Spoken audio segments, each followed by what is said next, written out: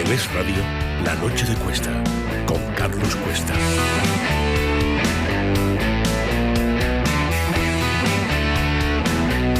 Bueno, pues les repito, el gobierno propone o impone, cojan el verbo que quieran, a Teresa Pera-Mato, nueva fiscal general del Estado. Carmen Tomás, bienvenida.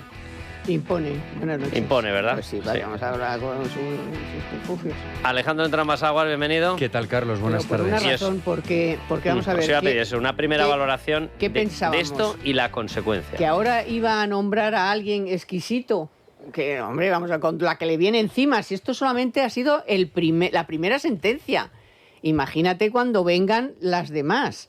Pues tiene que estar una persona, obviamente, vamos a ver, habrá que dejar como a todo el mundo un huequito para la esperanza de que tenga un comportamiento aparentemente tal, pero es que lo dudo, porque solamente por el currículum, por su historia, ya solamente con que esté a favor de la ley del sí es sí, para mí ya el descrédito es absoluto. Y luego el constitucional, pues que, pero si es que ya lo sabíamos, ¿para qué han nombrado ahí a esa persona? Si ya han tumbado los ERE. Sí. Si dijeron que lo de los ERE prácticamente como si no hubieran existido. Bueno, si era lo que querían, ¿no? Borrarlo del mapa.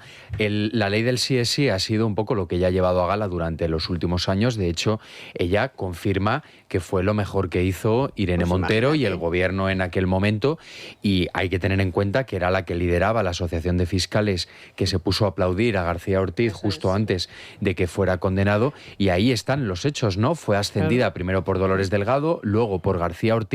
Además, por García Ortiz, estando ya imputado. De hecho, fue la primera nota de prensa que sacó la Fiscalía cuando ya le estaban investigando por la filtración por la que ha sido condenado y ponía a esta señora por las nubes, ¿no? Por lo tanto, nombramientos. Eso es. Ricardo González Mangas, haznos una ampliación de quién es esta persona, de dónde llega, pero vamos, yo creo que con lo que hemos contado es más que suficiente para hacernos una idea de que el desafío institucional de Pedro Sánchez no es que siga, es que va a más. Bueno, lo que hemos visto es que Pedro Sánchez ha apostado por una línea continuista al frente de la Fiscalía General del Estado. La sustituta al condenado Álvaro García Ortiz será, como habéis dicho, Teresa Pera-Mato, que ha sido hoy propuesta por el Consejo de Ministros. Es muy próxima tanto a su predecesor, García Ortiz, como a la también exfiscal general y exministra socialista Dolores Delgado. De hecho, ambos la promocionaron en la carrera fiscal, designándola fiscal de sala, que es lo máximo a lo que se puede aspirar. Pera-Mato, además, se define ella como feminista y progresista. De hecho, llegó a presidir la Unión Progresista de Fiscales. También lo hizo Álvaro García Ortiz. La que será la nueva fiscal general cuenta con una larga trayectoria de 35 años, especialmente centrada en violencia contra la mujer. Sobre este asunto, Pera-Mato no está exenta de polémica porque, de hecho, llegó a decir que no era necesario reformar la polémica ley del solo sí es sí, impulsada por la ministra Irene Montero, que rebajó la condena a más de 1.200 presos y escarceló a más de 120 agresores sexuales. Esto decía Pera-Mato hace 3 años en una entrevista en Radio Nacional. Hay que apreciar la ley en lo que vale. Tiene muchísimas cosas buenas.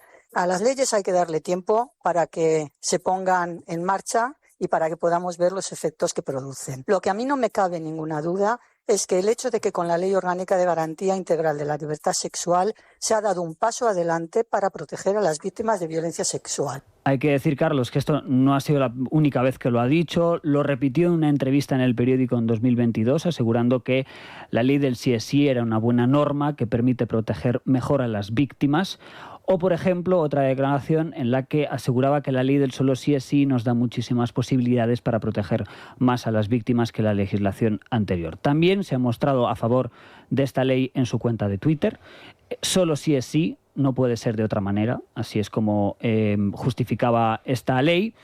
Además, no solo se centra en aspectos de violencia contra la mujer, sino también retuitea muchísimas publicaciones sobre lo que está pasando en Gaza. Por ejemplo, una en la que pone clarísimamente "Stop genocidio en Gaza". Esto es un poco... O sea, dentro de su respeto a la ley, ella ha juzgado a Israel, ella se ha dado cuenta de que la dictadura asesina de Hamás en Gaza es benévola y ha llegado a la conclusión de que lo mejor para la gente de Gaza es que se mantenga una dictadura de corte islamista, teocrático, asesina, pagada y financiada por Irán. Ha llegado a esa conclusión la gran jurista. Además es que está plagado de tweets y de retweets sobre ese asunto. Ahora mismo, ¿cuál será el trámite? Pues que mañana el Consejo General del Poder Judicial tendrá que evaluar su idoneidad para el cargo. Es un informe que no es vinculante, tampoco lo será su paso por la Comisión de Justicia del Congreso, donde tendrá que responder a las preguntas de la oposición, pero tampoco será vinculante. Tras eso tendrá que jurar su cargo ante el rey y tomará posesión del cargo. ¿Y qué es lo que le puede exigir el gobierno a Pere Amato? Pues claro, es que su antecesor, García Ortiz, tiene una larga lista de exigencias cumplidas por parte del Gobierno. Impidió, por ejemplo, García Ortiz que el Consejo Fiscal se pronunciara sobre la ley de amnistía del Procés. Intentó obligar a los fiscales del Procés a informar a favor de la amnistía a Carles Puigdemont y otros líderes independentistas. Se negaron y entonces los apartó del caso. También corrigió la Fiscalía Superior de Cataluña cuando recurrió una aplicación de la amnistía, reprendió a fiscales anticorrupción para pedir la libertad de Víctor de Aldama por colaborar con la justicia y, lo último, la filtración de secretos del novio de Ayuso. Es que habrá gente que diga, no, es que, claro, según nombra el Partido Socialista o Pedro Sánchez a un cargo, os metéis con él. Pues no es verdad. Hubo una fiscal general que yo creo que la gente se ha debido olvidar, se llamaba María José Segarra. Fue la primera que designó Pedro Sánchez. Le tocó el asunto del golpe del 1 de octubre. ¿Y cuál fue la decisión que tomó pese a las presiones del gobierno, María José Segarra?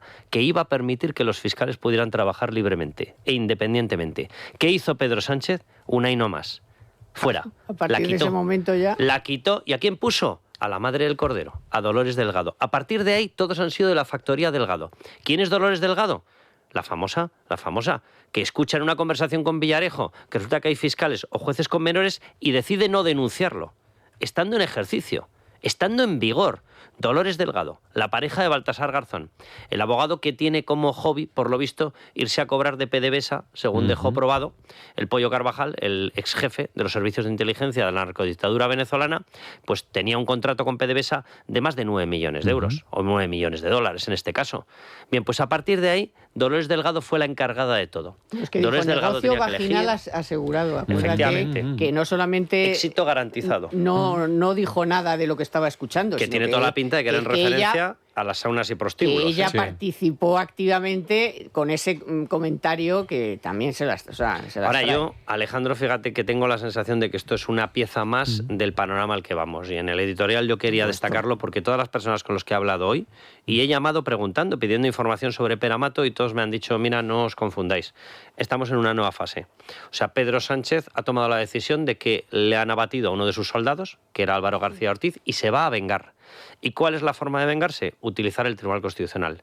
Tumbar la sentencia del Tribunal Supremo. Yo no sé si se cumplirá el plan. Ahora, que el plan es ese y que tiene toda la pinta de que están abonando el terreno, esa declaración melíflua, buenista, del mismo Bolaños que 3 minutos antes estaba diciendo, no, es un ejemplo para todos nosotros Álvaro García Ortiz, y luego dice, no, pero respeto a las instituciones. Dice, para el carro. ¿A qué institución te estás refiriendo? Tú te estás refiriendo al Tribunal Constitucional de Cándido Conde Pumpido, ¿verdad? Ese organismo que de 12 vocales, 10 están designados directamente por instancias políticas. 4 Congreso, 4 Senado, 2 Gobierno. De 12, solo 2 proceden por designación del Consejo General del Poder Judicial. Sí, y sobre todo a lo que tú has hecho antes referencia, ¿no? Que nadie le ha pedido explicaciones a Conde Pumpido para que salga públicamente a decir que él se va a poner de perfil y que se va a abstener, y que aún haciéndolo también sigue teniendo el control del Tribunal Constitucional, ¿no? Y sobre todo que no estamos hablando de un organismo jurisdiccional a donde poder recurrir la sentencia, ¿no? Por lo tanto, a mí no me cabe ninguna duda de que si pueden intentar taparlo, como lo hicieron con los SERE, en este caso también lo van a hacer.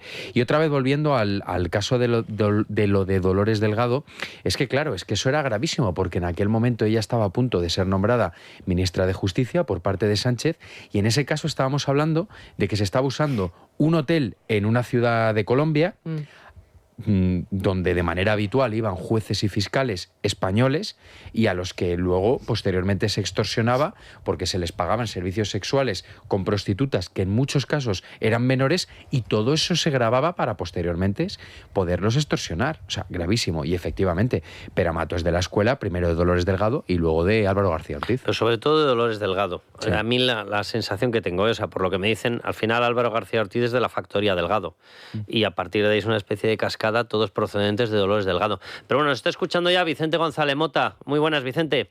Buenas noches. Vicepresidente de la Asociación Profesional Independiente de Fiscales. Ya se lo he comentado a algún compañero suyo, bendito sea, que hay asociaciones que están defendiendo la independencia de los fiscales, falta nos hacía. Vicente, ¿qué valoración hacen en APIF de esta llegada de esta persona? Todavía no está nombrada oficialmente, pero estamos dando por hecho que si la propone el gobierno, de quien depende, pues acabará saliendo. Teresa Peramato.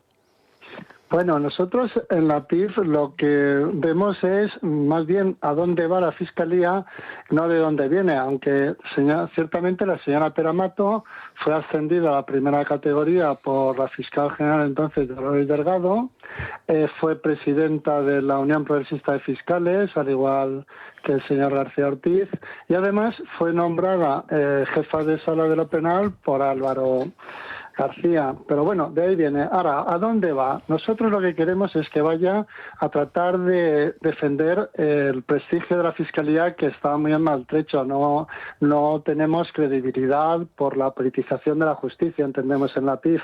Entonces nosotros creemos que lo primero que tiene que hacer es afirmar la tarea del fiscal proteger la independencia de los jueces. Es decir, debería desautorizar expresamente a todos los fiscales que participen en campañas a través de redes, de concentraciones, etcétera, para criticar al Tribunal Supremo. Es decir, la posición de la fiscal general del Estado debe ser, si discrepa de las resoluciones del Tribunal Supremo, recurrirlas, pero en modo alguno debe alentar, debe desincentivar estas movilizaciones que hay, que se dicen de fiscales o juristas. Ciertamente las imágenes que vimos, había gente que desde luego no estaba en activo, yo no los reconozco como fiscales, en esa concentración del Supremo. Eso daría un mensaje bien claro, que la Fiscalía General lo que apoya es la independencia judicial. Pues no puedo estar más de acuerdo con usted, la verdad. Claro, y la segunda cosa, si me permite muy brevemente, sí. La señora Peramato ciertamente es una especialista en violencia de género. Tiene que anteponer que la Fiscalía está en defensa de la protección de las mujeres maltratadas. Eso debe estar claro. Por tanto, debería estudiar qué medidas toma contra esos mecanismos que han fallado estrepitosamente, como las pulseras, que han puesto en riesgo a mujeres maltratadas. Lo que debería hacer, a nuestro juicio, y la PIF en esto, somos apolíticos, nosotros queremos impulsar la defensa de los ciudadanos españoles, y en este caso las mujeres, nosotros creemos que debería abrir investigaciones, debería impulsar la exigencia de responsabilidades de por qué han estado tantas mujeres desprotegidas por motivo de unas pulseras que no funcionaban. Es decir, el tema es que demuestre que no le importe si tiene que enfrentarse al gobierno o a quien sea, porque a lo mejor de una investigación sale que el gobierno lo hizo muy bien con las pulseras, o a lo mejor no, se hizo muy mal. Debe, por tanto, ponerse de parte de las mujeres maltratadas, exigir responsabilidades, y de parte de la independencia judicial, y naturalmente, si discrepa, que recurra, pero que desaliente estas concentraciones. No, es que es absolutamente prioritario lo que está diciendo. Yo no era consciente. ¿Hay fiscales que en estos momentos se están sumando a ese llamamiento, a una especie de amotinamiento contra el Tribunal Supremo?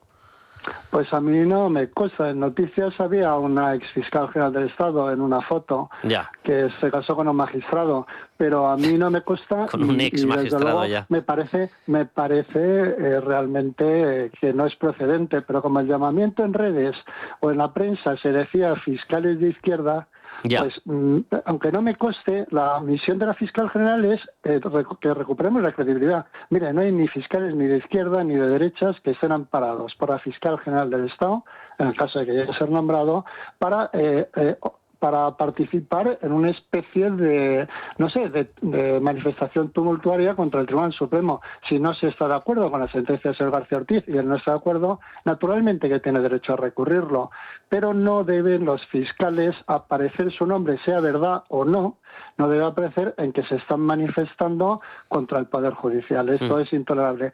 Estos dos primeros pasos sería ir en la dirección correcta.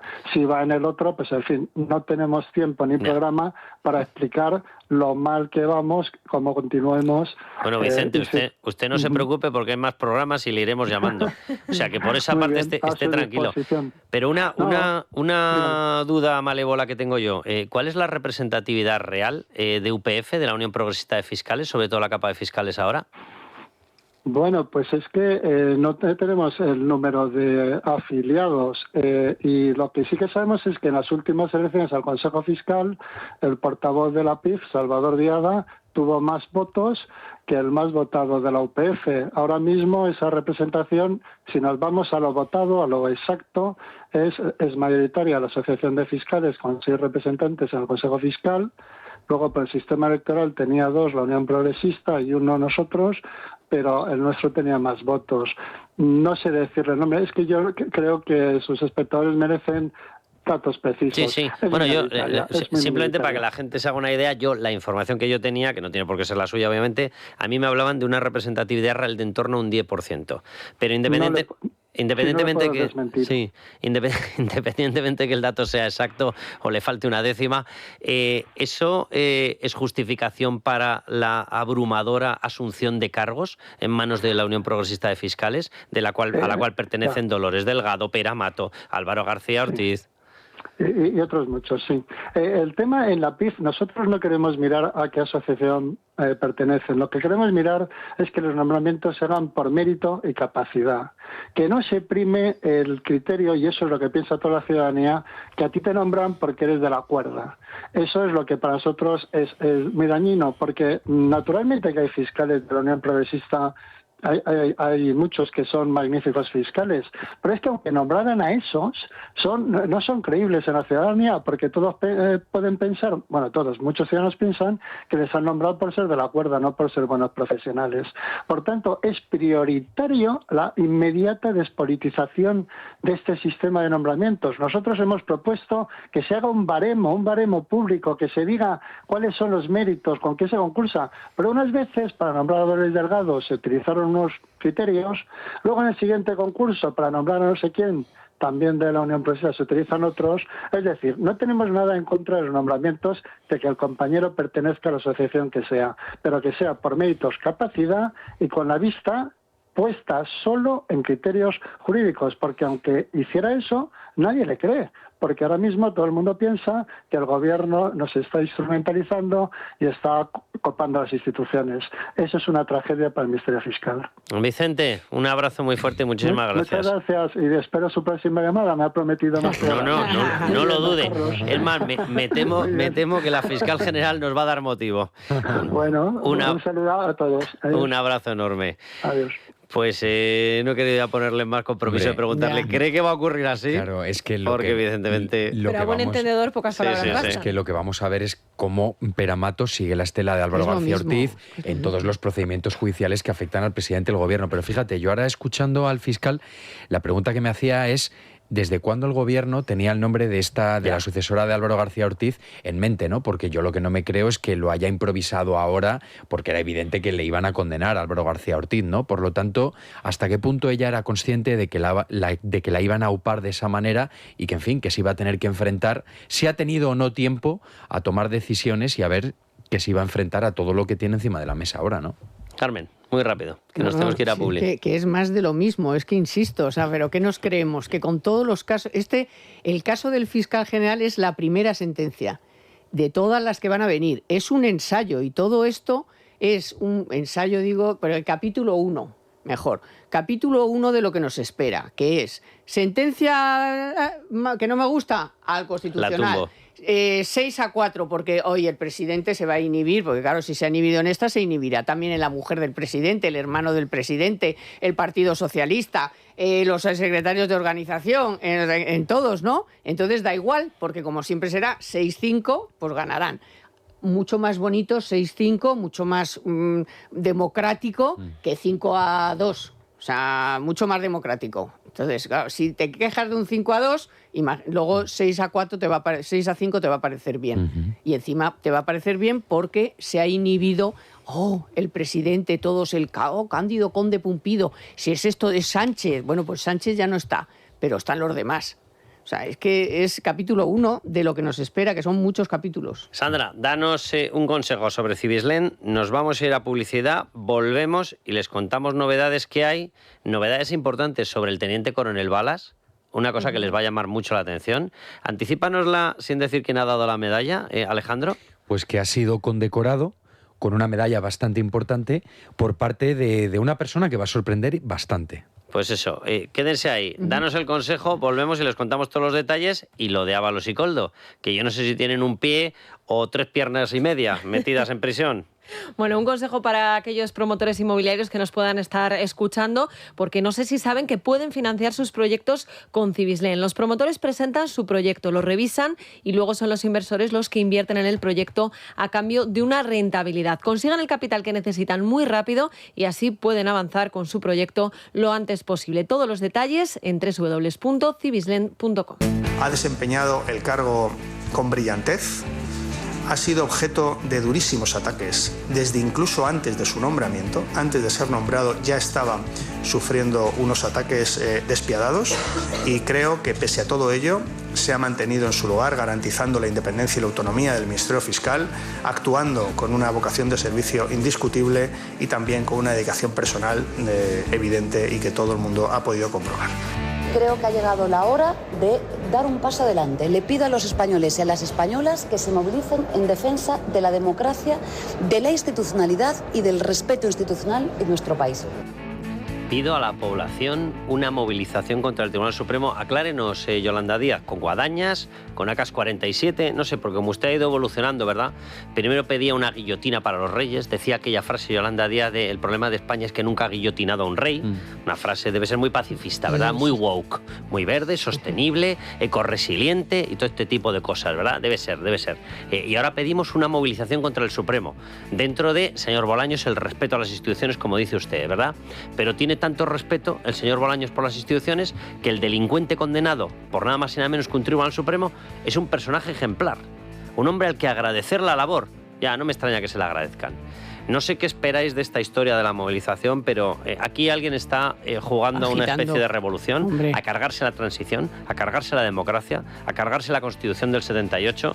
No sé, espero que todos vayamos en línea y que esto se consiga evitar. Ahora, que van a tensar la cuerda hasta el punto de ruptura, lo tengo clarísimo. Hombre, yo creo que Yolanda Díaz, la capacidad de movilización que tiene, creo que es nula, ¿no?, en estos momentos, ¿no? Y supongo que será directamente proporcional al nivel de votantes que tiene en este momento, que es prácticamente ínfimo, ¿no? Y vamos, no tiene nada que ver a las últimas elecciones generales. De todas formas, sí que me parece muy peligroso, ¿no? Y la gran pregunta que yo tengo ahora es si finalmente ese tipo de concentraciones se acaban convocando o se siguen convocando, hasta qué punto el Ministerio del Interior va a enseñar la patita, como lo vimos con las movilizaciones violentas de Israel, ¿no? Que vimos cómo el terrorismo callejero pues inundó las calles. Vamos con CalPlus. No sé si dedicárselo a Yolanda Díaz, pero claro, el problema es que CalPlus es algo bueno y dedicarle a Yolanda Díaz algo bueno, como que no. Pues no, pues para Yolanda no. CalPlus de Mundo Natural, un complemento rico en aminoácidos y con vitaminas B3 y B6 que contribuyen al buen funcionamiento del sistema nervioso. Ya saben, CalPlus de Mundo Natural, y gánale la batalla al estrés. Consulta a tu farmacéutico, a dietista, en Parafarmacias del Corte Inglés y en parafarmaciamundonatural.es. Mundo Natural. Pues Naya Pertusa, vamos con los miembros del Club Libertad Digital. Gente maravillosa a los que hay que mimar. Buenas noches, Carlos. Hoy es martes de veteranía. El socio al que dedicamos el programa solo cumple 87 años. Digo esto porque ha prometido renovar por 10 años más, por lo menos. Felicitamos con todo el cariño a Germán Pérez Nieto, de Madrid. Y además lleva en el club más de 8 años. Todo nuestro agradecimiento para Germán y un abrazo de todo el equipo. Y vamos con el recordatorio de datos de contacto. El correo electrónico del club es club@libertaddigital.com y el teléfono el 91-409-4002. Pues Germán, un abrazo enorme. Chaval, hombre. Cumple 87 años. Chaval. Hay que seguir aquí al pie del cañón. Hay que conseguir echar a Pedro Sánchez por medios democráticos, no como los de Yolanda Díaz. Ella es más de guillotinas, de guadañas, de este tipo de cosas. No, pero el problema, perdona, no es Yolanda Díaz, que ya sabemos de dónde viene y de lo que van. El problema es que Sánchez está también detrás de eso. El problema no es Yolanda Díaz si tiene 4 votantes o 27. El problema es que Sánchez se convirtió a eso y ahora es decirlo. El capitán de eso. O sea, ahora Carmen, capitanea eso. Además de eso, que tiene más razón que un santo, dile algo a Germán. Ay, Germán, perdón. Te has dejado al pobre Germán ahí con el cumpleaños. He dicho que era un chaval. Que, oye, he dicho que era un chaval. Años, 8 en el club. Hombre, y pues 8 son pocos. Germán, tienes que seguir ahí, R, cumplir muchísimos más. Nosotros felicitarte, porque eso significa que seguimos aquí gracias a gente como tú. Y Germán, escucha, porque ya ha llegado la Navidad. ¿Y por qué sabemos que ha llegado la Navidad? porque ya está la cesta de Libertad Digital. La maravillosa cesta de Libertad Digital y Es Radio por solo 325 euros, IVA y gastos de envío incluidos, podrá tenerla en su casa. Pero la oferta mejora si, como Germán, son socios del Club de Libertad Digital, porque en ese caso, pues por 310 euros van a poder disfrutar, atención, de todos estos productos. A Entrambas-Aguas ya se le está haciendo la boca agua. Solo digo eso. Germán está notando que sigue ahí enganchado a la radio. Pues tomen nota. Un jamón ibérico de Guijuelo de entre 7 y 7,5 kilos. Una vela de chorizo y una vela de salchichón ibérico de Tu Jamón Directo. Una botella de vino tinto Aljibes. Una botella de cava riojano Benito Escudero. Una botella de vermut artesano Reserva de Garnacha Becker. Una botella de aceite de oliva ecológico Becker de Bodegas Escudero. Pero es que esto sigue, ¿eh? Una cuña de queso de cabra con pimentón y una cuña de queso curado de oveja El Gran Cardenal. Una tableta de turrón artesanal de Gijona y una torta imperial de Alicante de Primitivo, Rovira e Hijos. Vamos, o sea, una cesta, como decía antes, Entrambas-Aguas a micrófono cerrado, de lo más completo. Yo creo que la torta de Primitivo Rovira la he probado, pero lo que he probado de Primitivo Rovira, y son espectaculares, son los polvorones. También. Brutales. Buenísimos, buenísimos. Brutales. Sí, sí. Chiquititos, además son de esos chiquititos. Son brutales. Es que en nuestra cesta sí vienen, están muy ricos. Bueno, no esperen más y reserven la suya en el 984 1028, repetimos, 984 1028, por solo 325 euros o 310 si son socios del Club de Libertad Digital. ¿Qué te pides? ¿Salchichón? El jamón no, que es para mí. No, pues lo compartimos, el jamón. Y el aceite de oliva. El aceite de oliva... Pues sí. Que a mí me gusta tomarlo en crudo y tiene muy buena pinta. Oye, pues siempre es muy buena, pero yo te diría que este año me parece mejor que otros. Yo no sé qué tiene vuestra cesta Navidad, pero tiene una fama por todos lados tremenda, ¿eh? Y cada año pues se supera. Se venden como chicos. Y los quesos, que no hemos dicho nada, los quesos también están los quesos. Es una cesta por España y por la libertad, ya está. Y eso solo puede estar bueno, efectivamente. Bueno, y aprovechamos que nos vamos de viaje. Para decir a todos nuestros oyentes que mañana vamos a estar en directo en Zaragoza, así que, bueno, pues todos los socios y no socios que estén por la zona y se quieran acercar, pueden hacerlo. Vamos a hacer el programa en directo desde el edificio Caja Rural de Aragón, en la calle del Coso número 29 de Zaragoza. La entrada es libre hasta completar el aforo, así que les esperamos allí mañana, como decimos, a las 8 de la tarde. Bueno, pues nada, con cesta o sin cesta, váyanse por ahí, que serán bienvenidos. Estoy pensando que vamos a coger la bandera esta que llevamos a Las Rozas y la vamos a empezar a hacer ronda para que la vayan firmando todos los entrevistados de cada programa. Venga, todos los presidentes. Habrá que enviársela a José de la Uz, al alcalde, para que la firme a posteriori. Y a Ayuso también. Y a Ayuso, evidentemente, es verdad, que la tenía ahí. Oye, mira, puede ser una... Me parece una buena paseando costumbre, la bandera. Sí. Sí. Pues venga, mañana nos la llevamos y yo llevo un boli a mano para que nos la firmen. Según nos vamos encontrando gente que no quiere la bandera, nosotros vamos paseando la bandera. Y ya está. Muy bien, me gusta la idea. Oye, a ver, os doy información adicional. La famosa historia del encuentro en el caserío, no encuentro en el caserío, que se ha puesto de los nervios Otegi, se ha puesto de los nervios Pedro Sánchez, que no, que es mentira, que es mentira. ¿Qué estarán tapando para que hayan saltado como han saltado, nerviosos como monas? Bien, más información. El móvil de Koldo incautado por la UCO, es decir, es un móvil que ya es prueba judicial, ya está protegido por la UCO, agárrense, es la versión del Español, es la información que está dando el Español, contiene mensajes sobre la reunión de Sánchez y Cerdán con Otegi en el caserío. Vamos, traducido, que el diario El Español estaría en disposición de probar que tienen razón y que Pedro Sánchez y Arnaldo Otegi habrían mentido. Más información. Koldo García mantuvo conversaciones con Cerdán, Ábalos y el constructor Anchón Alonso, que boda sin la tía Juana, sobre las reuniones de mayo del 18. Y en una agenda telefónica de Koldo, encontrada también por la UCO, aparecen 4 contactos vinculados a Bildu. Alejandro. Pues mira, es muy sorprendente, ¿no? Y a mí ha habido un argumento que han esgrimido desde el gobierno que me ha llamado mucho la atención, ¿no? Que es que no desmintieron la información el domingo, que fue cuando empezó a publicarse. Es verdad, porque, fue un día después. Porque era domingo, ¿no? Y que tardaron 24 horas porque estaban descansando, ¿no? De hecho, la secretaria de Estado de Comunicación no contestó absolutamente a ningún periodista casi 48 horas después. ¿Sabes a lo que huele eso? Bueno, que estaban fabricando una versión, quiero entender, ¿no? A pacto previo y conversación con Bildu. Evidentemente. Claro, para que los dos lo negaran. Para que salieran los dos a la vez. Pero fíjate... Que de hecho salieron los dos, yo no sé si con una diferencia de una hora o una cosa así. Sí. Unas horas de diferencia, y porque Sánchez estaba fuera de España, que si no hubiera sido al milímetro. O sea, desde luego, la versión esa ridícula de que es domingo. ¿Es domingo en qué? ¿En la carrera por el poder de Sánchez? Claro. O sea, ojalá hubiera domingos para Sánchez y nos dejara en paz y descansara un día. Y luego Ojalá. está Koldo y su teléfono, porque el teléfono es la prueba, pero es que Koldo lleva ya 2 días saliendo por ahí diciendo, yo llevaba el coche. O sea, quiero decir que reunión hubo. Es que era el chofer de Sánchez. Yo no le puedo decir lo que hablaron, creo que ha dicho hoy. Sí.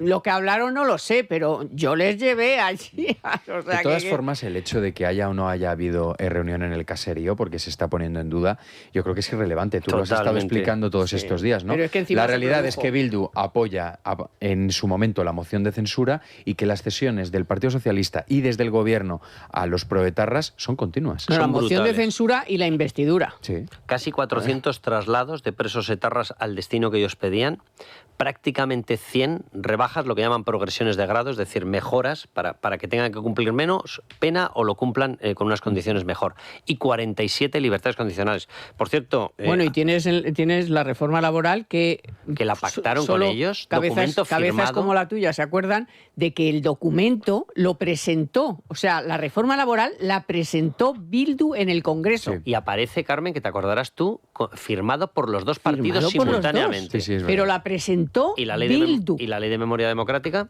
La ley de memoria democrática, el engendro este que nos han sacado con el que dicen que no podemos opinar sobre la República, este tipo de majaderías, esa norma la elabora inicialmente el Partido Socialista, se la pasa a supervisión a Bildu y Bildu la devuelve con las correcciones que le dio la puñetera gana, hasta el punto de que mete un periodo de años de aplicación que afecta al Partido Socialista. Sí, es verdad. Que afecta al Partido Socialista y a los GAL.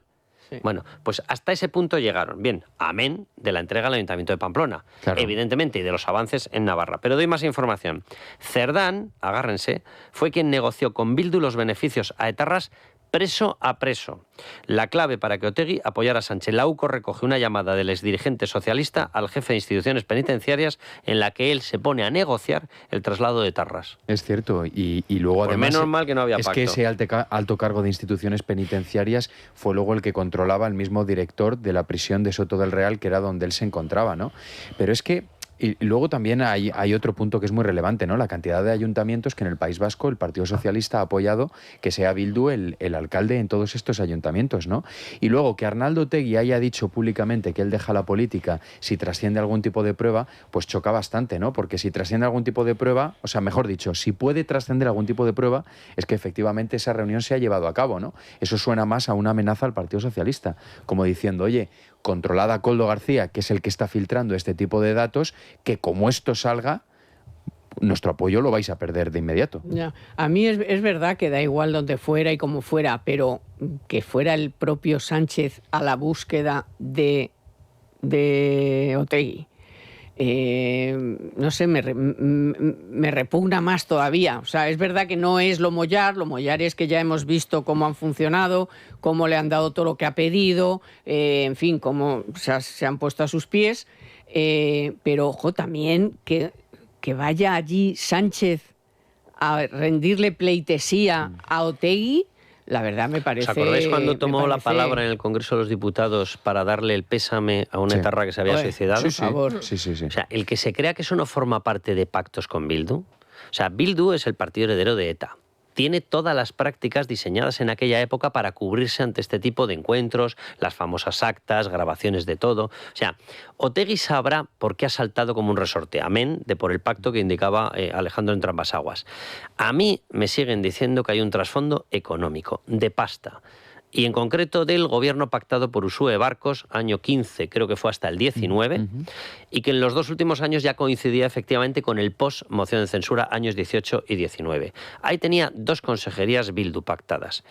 Y a mí lo que me dicen es que hay una sospecha de que Bildu entró en acuerdos estilo Servinávar, estilo Anchón Alonso, y cuidado porque eso sí que le preocupa a Arnaldo Otegi, que tiene a unas juventudes suyas ultramarxistas, los GKS, que están apretando fuerte dentro de Bildu, que se lo quieren echar a un lado, no voy a decir cargarse, porque en semejante entorno lo mismo la gente entiende lo obvio. Bueno, quieren quitarlo de en medio porque quieren una radicalidad todavía mayor para Bildu. Y como le encuentren un escándalo financiero, lo ¿Para van a qué quieren utilizar. más? Claro. Lo van a utilizar. Pero bueno, Vamos con una historia, Sandra, haznos el detalle y danos el detalle y la explicación, porque yo cuando he empezado a leerla, digo, mira, puede parecerle a la gente a lo mejor puntual, me da olímpicamente lo mismo, yo creo que es plenamente descriptiva de lo que entiende el Partido Socialista por protección a la mujer, por el hermana yo sí te creo, por todo este tipo de cosas con las que nos han bombardeado para luego ver las barbaridades que realizan cada día. Y me estoy refiriendo al cuñado de Santos Cerdán, al hermano de, como le llaman ellos, la Paqui, que por lo visto deben considerar que la es el nombre y Paqui el apellido, porque en la capacidad de culturización de esta gente, bueno, pues el hermano de la Paqui, el cuñado, resulta que montó un incendio en una cochera porque se había separado de su ya exmujer, estaba su exmujer con los suegros y con los niños y quemó la cochera para ver si los quemaba. Y esta persona acabó siendo salvada por los de la hermana Yo sí te creo, contratada en la empresa más sospechosa de la trama corrupta en Servinávar, justificándola como el único empleado para que de esa manera tuviera un cumplimiento de la pena más suave.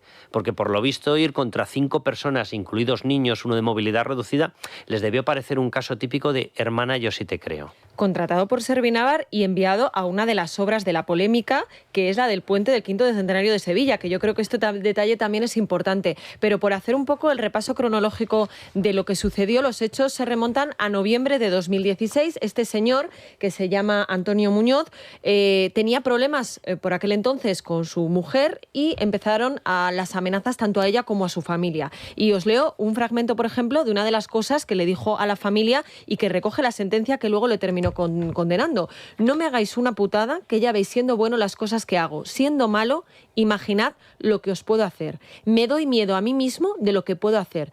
Id con cuidado porque os puedo hacer mucho daño. Esto es el hermano de la Paqui, ¿eh? El hermano de la Paqui. ¿Vale? El cuñado de Santos Cerdán. Ante estas gente amenazas... maja, hablan con Ancho Alonso con Arnaldo Otegi, montan tramas, tienen el reparto de dinero, que si colócame a una... Lo digo literalmente porque son las palabras que utilizaban, a la puta de no sé dónde, no solamente hay que valer para follar, que le decía Ábalos Coldo a Santos Cerdán. Son así. Este es el cogollito. Pero maltratadores también tienen. Bueno, tienen de todo. Toda la lista. Sí, menos gente normal tienen de todo. A raíz de estas amenazas, la mujer decide separarse y entonces dice que, bueno, pues que se va a casa de sus padres. ¿Qué pasa? Pues que ahí hay un nuevo episodio de amenazas, en este caso a su hermano. Te voy a matar, a arrancar la cabeza, te voy a ver vestido de luto.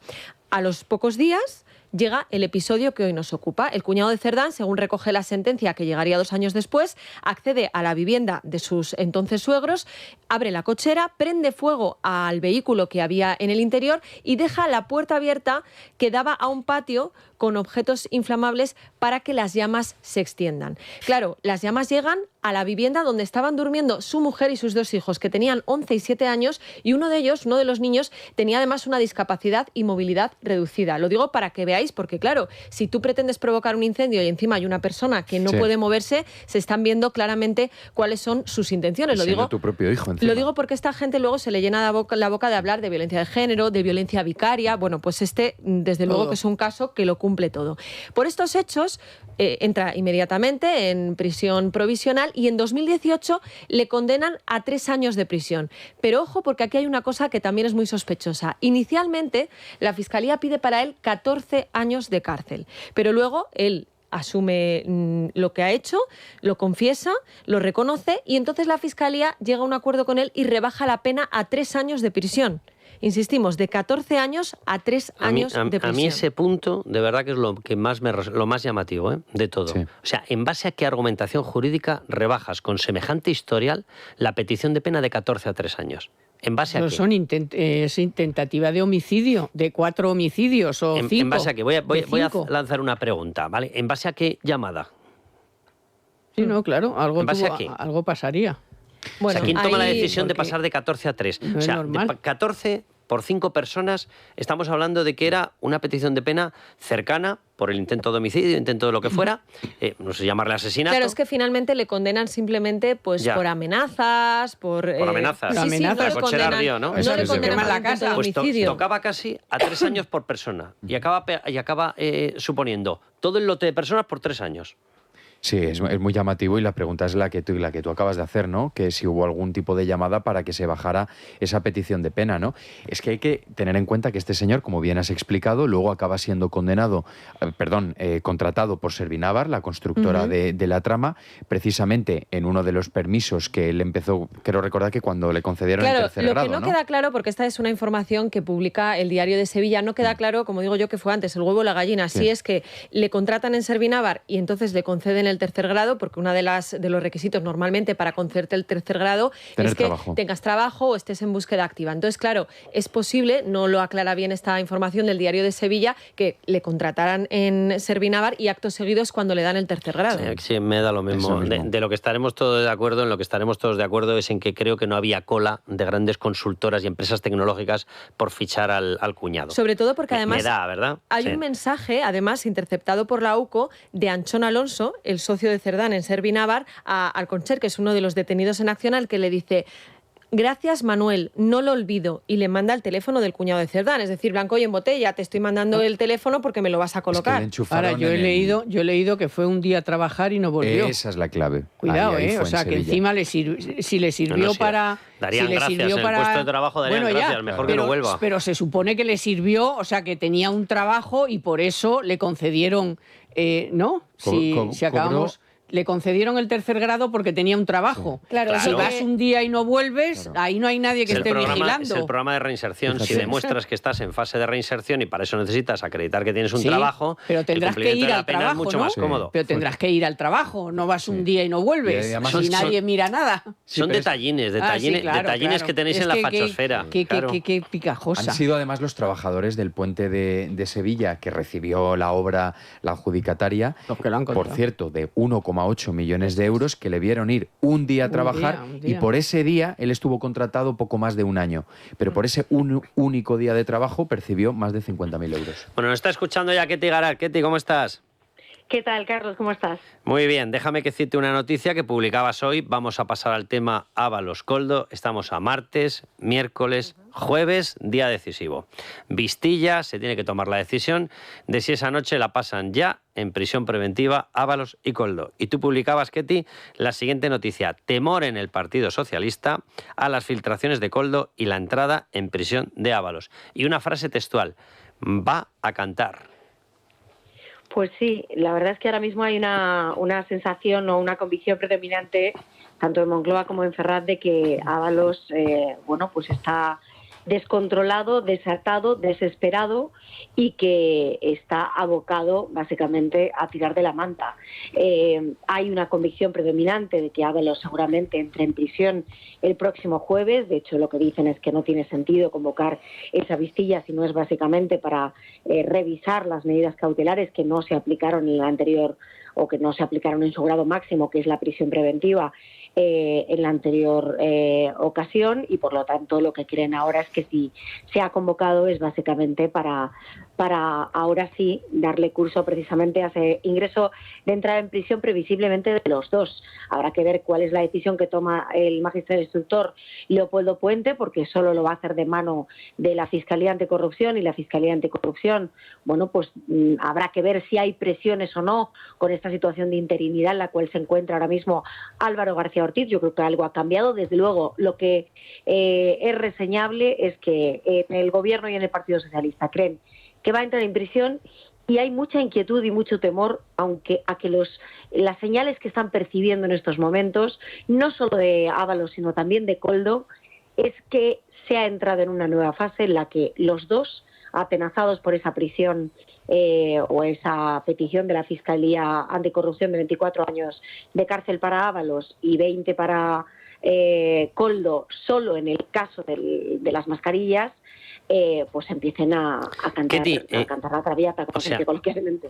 O sea, interpretan como señales, sobreentiendo que, uno, el hecho de que Koldo haya confirmado la historia del encuentro en el caserío entre Sánchez, Otegi y demás, y dos, sobreentiendo que por parte de Ábalos, esa cosa extraña que ha hecho de meterse con Óscar Puente diciendo que desde la autoridad portuaria tenía que pedir explicaciones de qué pasaba en el puerto de Valencia. Sobreentiendo que son esos dos hechos, ¿no?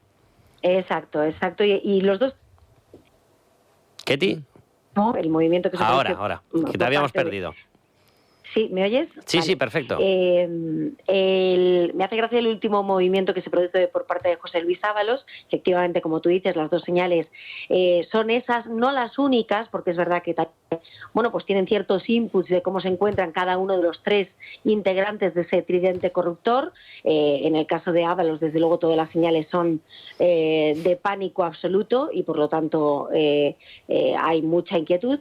Pero es verdad que ese movimiento por parte de Ábalos de preguntar ya directamente abiertamente al gobierno sobre dos obras, concretamente en el puerto de Valencia, no deja de tener su gracia, que además se basan en una noticia de The Objective, que Ábalos ahora mismo se apoye en una noticia de The Objective de hace una semana para fundamentar su estrategia, no deja de tener su enjundia. Pero fíjate, me parece que tiene mucho más recorrido lo que ha ocurrido con la noticia del Español de Jorge Calabres y cuál es la reacción del propio gobierno, porque el gobierno lo que interpreta, más allá de los desmentidos o desmentidos con la boca pequeña, lo que interpreta es que esto es un aviso por parte de Koldo. Ya. Aquí hay dos personas que no han hablado sobre ese hecho, una es Ábalos y otra es Santos Cerdán, ni van a hablar, pero lo que me llega a mí por lo menos es que este es un primer aviso por parte de Koldo, que tiene mucha información, que atesora mucha relación epistolar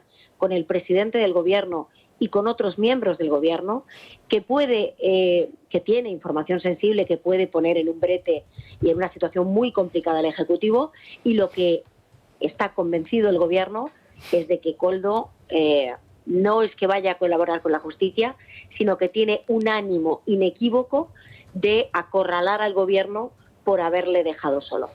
Bueno, pues Dios te oiga, Dios te oiga. Déjame que te pregunte por otra noticia que me parece muy representativa de qué ocurría en pleno momento de la Dana. Cuidado con esta historia. Sánchez y Puente, Óscar Puente.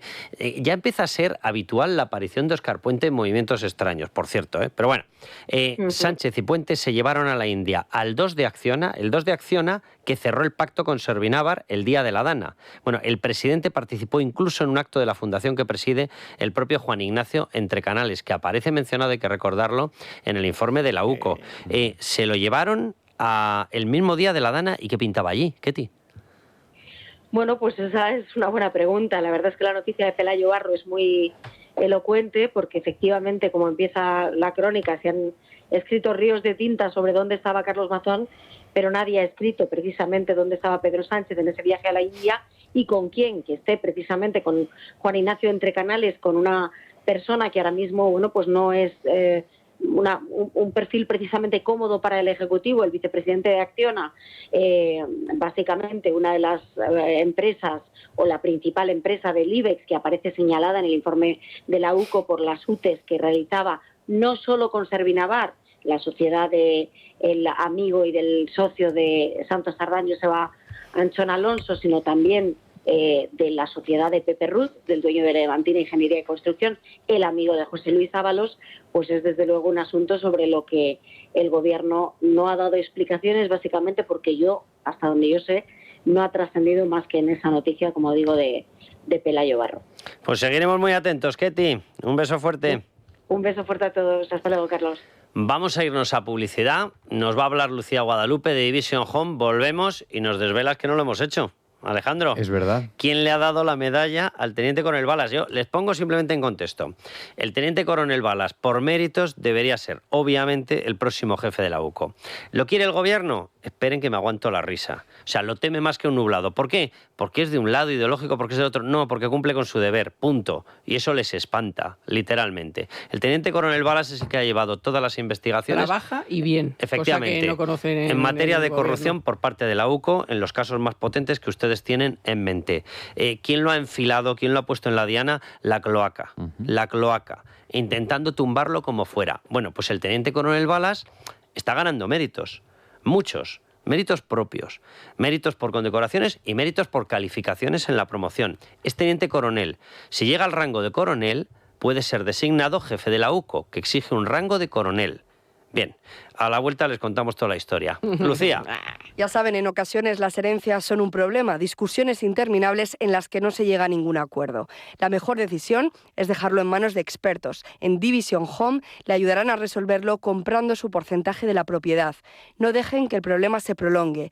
llame al 91 737 90 57 o entre en divisionhome.es. Division Home, la solución a sus problemas de herencia. Recuerde, llame al 91 737 90 57. Esto no va a ir a menos, va a ir a más. Es decir, el gobierno va a confrontar a la sociedad española y va a llevar a la sociedad a una confrontación máxima, en el cual las elecciones próximas serán, en mi opinión, la expresión de unas elecciones prácticamente de carácter constituyente. Y eso es lo que los españoles tienen por delante. José María Aznar esta mañana en esta casa, en el programa de Federico Jiménez Santos, y me temo que tiene más razón que un santo, que vamos a una confrontación. Desgraciadamente sí. Que el espíritu de la transición han decretado que está jubilado, que se ha acabado. Me estoy refiriendo evidentemente a Pedro Sánchez, y que va a utilizar toda institución para provocar un choque. Si es que ya lo vimos con Leire Díez, ¿no? O sea, al final porque todo el caso acabó reventando y gracias a Dios a día de hoy hay un juez que lo está investigando, ¿no? Que es Arturo Zamarriego. Pero ¿cuál era el plan? Uno de los planes que tenía era cargarse la Unidad Central Operativa de la Guardia Civil, cargarse la propia Guardia Civil, imponer a la Policía Nacional para investigar todos estos casos de corrupción. Querían cargarse todo lo que pudiera afectar al círculo personal y político del presidente del gobierno. Y todo lo que pueda mantener un esquema institucional democrático en España. Es decir, la monarquía, por ejemplo, si tú eliminas, claro, si tú eliminas ese circuito institucional, Pedro Sánchez no tiene contrapoder. No tiene contrapoder alguno. Por eso me parece a mí tan importante, y creo que hay que agradecerle la labor, no solamente a la UCO, sino en concreto a una persona, al teniente coronel Balas. Cuéntanos qué es lo que está pasando con el teniente coronel Balas. Bueno, pues lo que está ocurriendo es que fue precisamente Leire Díez la que le puso en el disparadero con esa famosa frase de que lo quería ver muerto, ¿no? Porque era el que estaba liderando todas las investigaciones al hermano, a la mujer del presidente del gobierno, también al fiscal general del Estado. Que hay que recordar que lidera esas investigaciones por mandato y por diligencia judicial. Efectivamente, no, o sea, por que capricho. Lo que cumples con su deber, punto. Eso es. Y que también ha investigado casos de corrupción que afectaban a otros partidos políticos, lo que evidencia su independencia a la hora de trabajar. Bueno, pues lo que hoy hemos publicado en el debate es que el Ministerio de Defensa le ha concedido la Cruz al Mérito Militar con distintivo blanco por su sobresaliente desempeño académico tras haber obtenido el número 1 de toda su promoción en un curso que ha llevado a cabo dentro del Ministerio de Defensa, el curso de altos estudios de inteligencia de la defensa. Pero es que esta condecoración, que, insisto, se la ha impuesto Margarita Robles, la ministra de Defensa, lleva consigo una mención a su brillante trabajo como miembro de la Guardia Civil, ¿no? Por lo tanto, es bastante contradictorio. Margarita está oliendo ya algo. Claro. ¿Y cómo interpretamos eso? Bueno, como desde un lado, desde el gobierno, acusan a la UCO de la policía patriótica y demás, y como pues hay un miembro del gobierno que en este caso sí que está premiando su trabajo. Lo digo porque hay una cosa que es verdad, y es que el gobierno tiene un enfado sideral con el Consejo General del Poder Judicial, que tiene al frente a una persona que es de izquierdas, Isabel Perelló, presidenta del Tribunal Supremo y presidenta del Consejo General del Poder Judicial. Los dos organismos que en estos momentos pueden poner más morado al gobierno. Bien, más morado porque se ponen ellos morados, no porque estén haciendo nada extraño. E Isabel Perelló, a mí siempre me contaron que contó con el respaldo y en la negociación de Margarita Robles para desbloquear la situación, que llegase arriba bajo la condición de que efectivamente tenía que garantizar la independencia de actuación, cosa que hemos visto en el Tribunal Supremo en el caso de Álvaro García Ortiz. Lo digo porque entonces sería el segundo paso dado en la misma dirección por Margarita Robles. Sí, a ratos. Margarita Robles no, sí, a ratos, pero sí lo tengo claro, pero hay que poner encima de la mesa las cosas cuando las hace. Ha hecho esto, ha hecho lo otro. ¿Esta condecoración le puede ayudar al teniente coronel Balas a argumentar que tiene que ser el jefe de la UCO? Sí, no me cabe ninguna duda, porque al final él tenía ya varias condecoraciones, pero esta es la más reciente, creo recordar, que en los últimos 4 años, y lo natural es que él sea el próximo responsable de la UCO, ¿no? Porque al actual responsable lo van a seguir ascendiendo para quitárselo de en medio. Para que la gente se centre en lo que ha pasado, según llega el gobierno de Pedro Sánchez, la primera persona a la que se cargan es al coronel, creo que era, Sánchez Corbí. Persona que había y que tenía un historial absolutamente brillante, que había actuado en la investigación con la independencia propia de la UCO y se lo cargan. ¿Por qué? Por tener una actuación brillante e independiente. Por eso se lo cargaron. Luego vino el famoso ataque al Pérez de los Cobos, que lo sacan, que no era responsable de la UCO, aunque protege a la Policía Judicial en la investigación que se hace a la persona responsable, delegado del gobierno, en el caso famoso del 8M, a Franco. a José Manuel Franco. Él era cargan por no querer revelar cosas de la investigación. Que eran secretas. Vamos, traducido, por no pasárselas a Marlaska. Pérez de los Cobos decide que no, que tiene un mandato judicial, que tiene una misión, que tiene una función y que tiene un honor. Y decide que le va a pasar información su tía, la del pueblo. Bien, se cargan a Pérez de los Cobos, que era el responsable de la Guardia Civil en Madrid. ¿Qué es lo que pasaba? Que la unidad que actuaba en funciones de policía judicial, como ya se habían cargado a Sánchez Corbilla, no se lo podían volver a cargar. ¿A quién había que cargarse? Al responsable de la Guardia Civil en Madrid, que les estaba protegiendo. A partir de ahí empieza un devenir dentro de la Guardia Civil y acaba una persona al frente de la UCO que es Rafa Yuste. Rafa Yuste, ellos pensaban, yo es la versión que tengo, que lo iban a conseguir convencer hacia el mal. Y un churro. Rafa Yuste es lo que es, otra persona de honor. ¿Qué es lo que pasa? Que lo acaban de ascender a general. Al ascender a general, tiene que dejar el puesto de jefe de la UCO, porque se exige un coronel. Y a partir de ahí entramos en la situación actual. ¿Qué es lo que pasa? Que ellos quieren uno pasteleable, bizcochable, que conste que va a ser complicado encontrarlo en la Guardia Civil. Ahora, dicho eso, ¿lo pueden buscar? Lo pueden buscar. ¿Lo pueden encontrar? Pues lo pueden encontrar. Y la alternativa lógica es una persona que viene desde dentro de la UCO, que conoce las investigaciones judiciales, que se ha lidiado con todo tipo de toros, pero la lógica... que tiene un aguante a las presiones políticas que es absolutamente incalculable y que se llama teniente coronel Balas. Por eso le enfoca la cloaca, por eso le están intentando hacer la cama, por eso le quieren fastidiar. Y que hemos visto además cómo no ha sido un guardia civil de despacho, ¿no? Un jefe de despacho. Creo recordar que fue precisamente cuando la UCO registró la sede de Servinávar en Pamplona, él estuvo presente en uno de los registros y tuvo que salir con una gorra vestido de paisano, ¿no? Eso es, sí. Y por eso les molesta tanto, ¿no? Porque está muy encima de las investigaciones. Y todo eso que has relatado sobre la UCO, pero hay que decir que en paralelo se han cargado la UDEF. Sí. O sea, que te quiero decir que es que ya... Sí, o sea, no sabemos dónde está. Ahora sí podemos decir lo de dónde coño está la UDEF en este caso. No qué es la UDEF, sino dónde. Sí, lo que pasa es que a lo mejor el dueño de esa frase, que era Jordi Pujol, nos contesta que no puede declarar porque tiene disfunción cognitiva. Bueno, pero por eso he dicho dónde, no he dicho qué. Ya te digo. Qué es, sino dónde está. Te quiero decir que es que ya, si desactivan también la UCO, o sea... Por cierto, un último comentario os voy a pedir porque va a intervenir, le vamos a llamar en breve y va a estar con nosotros Paco de Narváez. Paco de Narváez, para la gente que no sepa quién es, yo creo que en cuanto les explique la relevancia de esta persona, lo va a entender enseguida. Él es periodista, él creo que dirigía una revista que se llamaba Mensual. Él tuvo una serie de contactos con la gente que comandaba la Sauna Dan, porque él sacaba publicidad de la Sauna Dan en su publicación. Y Paco de Narváez empezó a ver cosas que no podía admitir por cuestiones absolutamente morales y éticas, como por ejemplo, y así lo denunció Paco de Narváez, pues que se encuentra con que esos negocios no son negocios de saunas, de contacto de homosexuales. No es verdad, no es verdad. Había prostitución y él lo dijo hace ya tiempo, había menores. Vamos a hablar con él en un momento, pero os pido, antes de que vayamos con Paco de Narváez, os pido un comentario sobre qué puede ocurrir con el tema de Ángel Víctor Torres.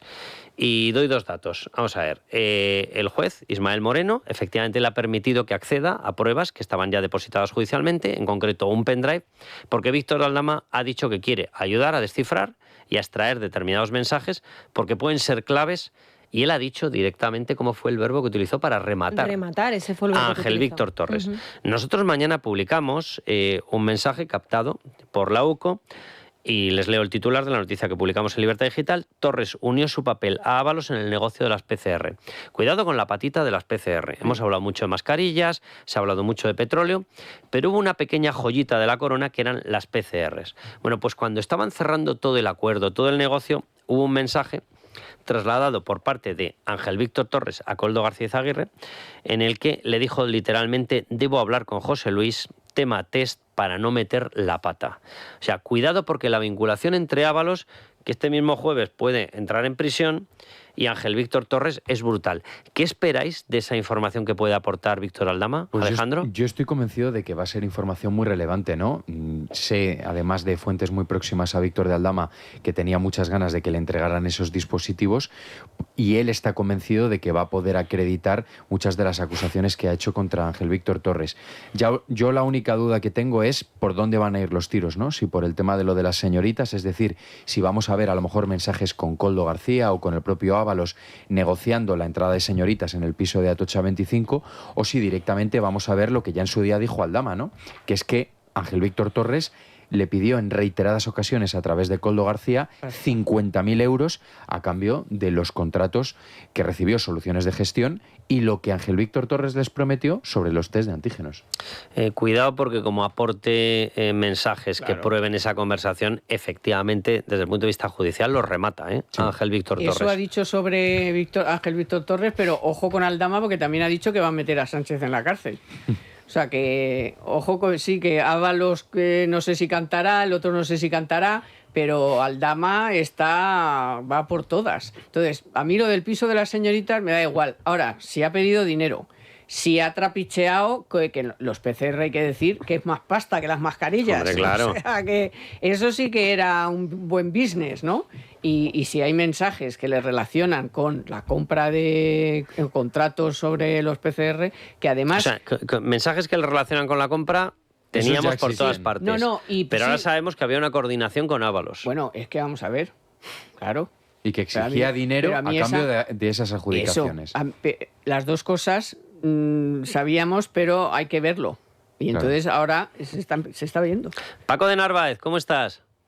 Muy buenas noches, Carlos, ¿cómo estáis? Pues nada, encantados de tenerte aquí y encantados de que nos ayudes a esclarecer qué pasó con ese famoso negocio. La sociedad se llamaba San Bernardo 36, ahí había saunas, había prostíbulos, tú entras en contacto con ellos, corrígeme, porque he hecho antes una descripción, corrígeme si no es así, pero vamos, he explicado que tú publicabas publicidad de la sauna Dan, te llamaban para hacerte pagos, creo que era, y a partir de ahí empiezas a acceder a una información que no te gusta nada, Paco. Exacto. Bueno, si me permites, te voy a hacer un breve spoiler, porque sé que tengo poco tiempo. No te preocupes, vas a tener poco tiempo hasta la publicidad, pero luego mi intención es mantenerte después de la publicidad, ¿eh? Vale, pero mira, ese spoiler además lo voy a hacer en tu honor y a tu estilo Carlos Cuesta, y me vas a entender perfectamente. Mira, Carlos y toda la audiencia, que la sauna Adam, que es de la que yo puedo hablar, ¿era un prostíbulo? Sí. Que se ejercía, lógicamente, la prostitución masculina. Yo le llamaría más, en vez de sauna prostíbulo, le llamaría prostíbulo / sauna. ¿Que había chaperos menores en esa sauna? Sí. ¿Que se podían conseguir drogas fácilmente? Sí. Entre ellas cocaína, GHB, popper, éxtasis, pastillas para la disfunción eréctil, Viagra y Cialis. ¿Que había grabaciones, que se hacían grabaciones tanto de audio como en imagen, en vídeo? Claro, no era la época de ahora, pero bueno, con los artilugios que habían en esa época, sí.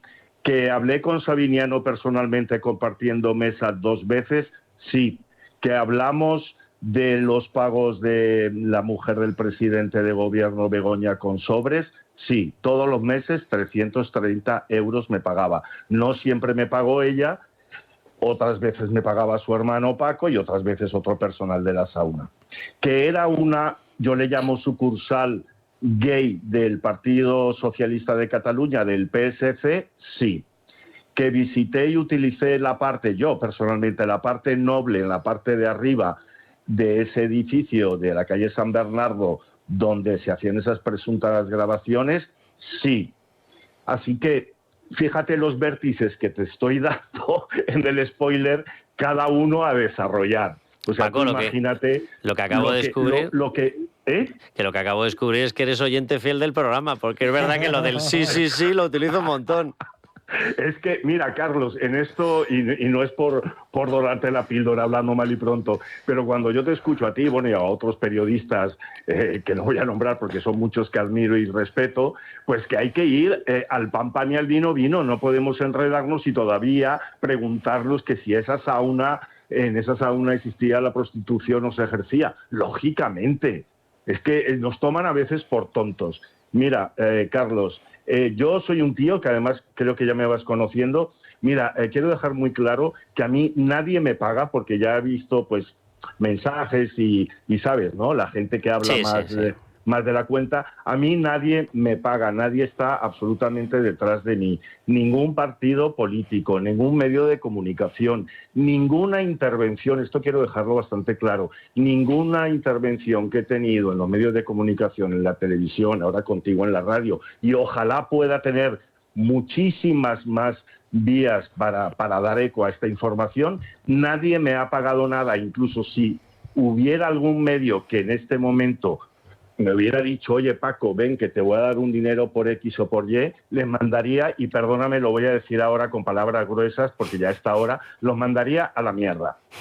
O sea, yo soy un ciudadano que soy periodista, pero ahora soy un simple ciudadano español que tiene la libertad de poder expresar y contar en un país que todavía creo que es libre, contar lo que vivió personalmente. La prueba soy yo mismo, es que yo estuve y yo utilicé esas mismas instalaciones. Así que mira, soy el ciudadano don Paco de Narváez. ¡Punto!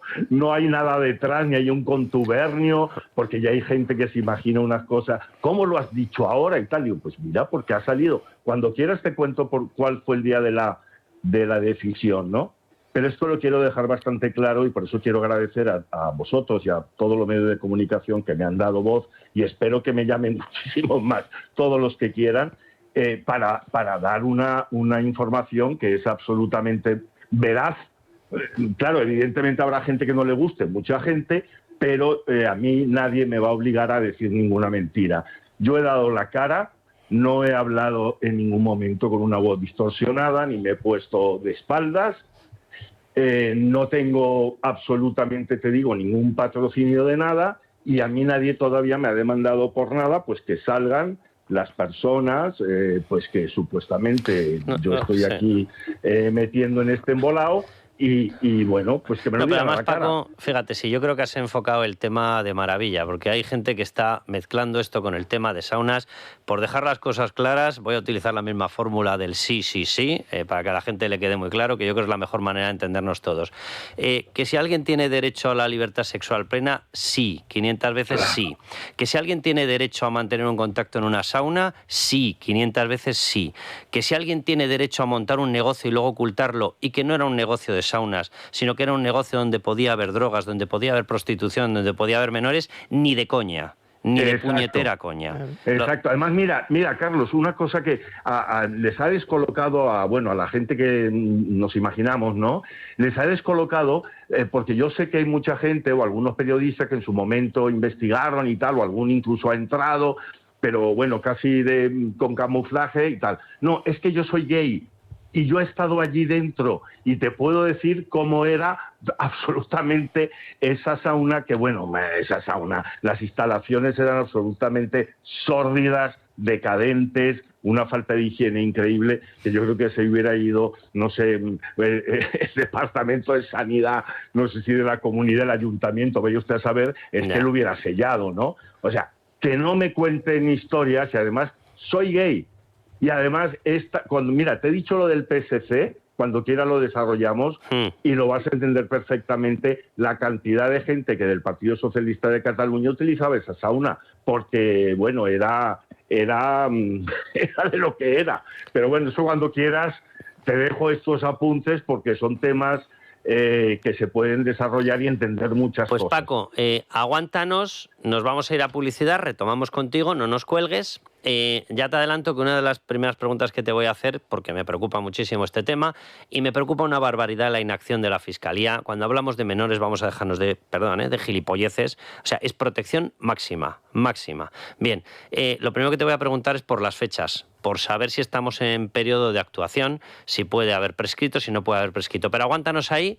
Sandra, danos un consejo sobre Mupiti y volvemos luego con Paco. Un consejo para todos los autónomos que nos estén escuchando, porque esto les interesa. En Mupiti llevan 77 años protegiendo a las personas y a los autónomos. Con su seguro de ahorro puedes aportar hasta 4.250 euros al año, desgravarte el 100%, y ahora te recompensan con hasta un 4% de bonificación sobre tu aportación, además de la rentabilidad garantizada. Y si eres socio del Club Libertad Digital, tu bonificación es aún mayor. Llama ya al 900-820-720, repetimos, 900-820-720, o visita mupiti.com. Las 10:04, las 9:04 en Canarias. En Es Radio, La Noche de Cuesta, con Carlos Cuesta.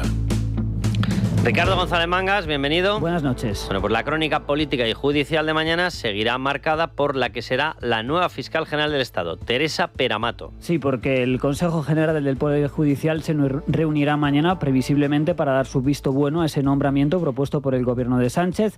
Recuerden que es un informe que no es vinculante. Mientras tanto, PP y Vox aprovecharán la sesión de control al gobierno de mañana para pedir explicaciones al presidente del gobierno y al ministro Félix Bolaños por la condena y la caída de Álvaro García Ortiz. De hecho, el líder del PP, Alberto Núñez Feijóo, preguntará a Sánchez quién va a pedir perdón a los españoles tras la condena al fiscal general. La última ministra que ha cargado contra la sentencia del Supremo ha sido la ministra de Sanidad, Mónica García. Hay una cosa en la que todos confiábamos, que es no te pueden juzgar sin pruebas, ¿no?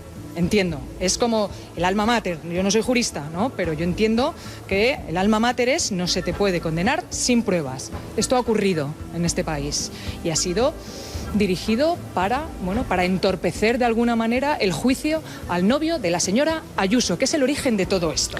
¿Cómo podríamos haber notado que usted no es jurista? No, menos mal que nos lo aclara, ¿eh? Estábamos en un sin vivir, es que no dormíamos.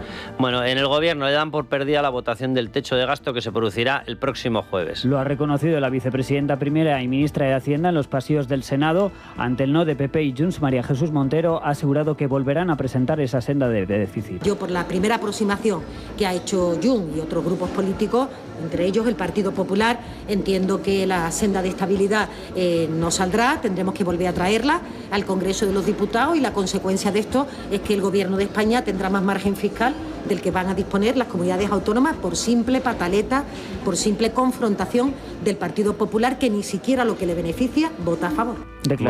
Declaraciones de la ministra de Hacienda justo en el día en el que Bruselas ha dicho que creen que España corre el riesgo de incumplir los objetivos de gasto de 2026.